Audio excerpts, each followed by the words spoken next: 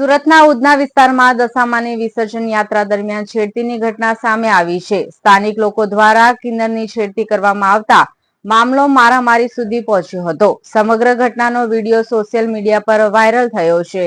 દશામાના વ્રતના 10 દિવસ પૂર્ણ થયા બાદ ગત રોજ રાત્રે સુરત શહેરમાં વિવિધ વિસ્તારોમાં દશામાની વિસર્જન યાત્રા કાઢવામાં આવી હતી। આ દરમિયાન ઉધના વિસ્તારમાં નીકળેલી વિસર્જન યાત્રામાં કિન્નર સાથે કેટલાક સ્થાનિક લોકો દ્વારા છેડતી કરવામાં આવી હોવાનો મામલો સામે આવ્યો છે।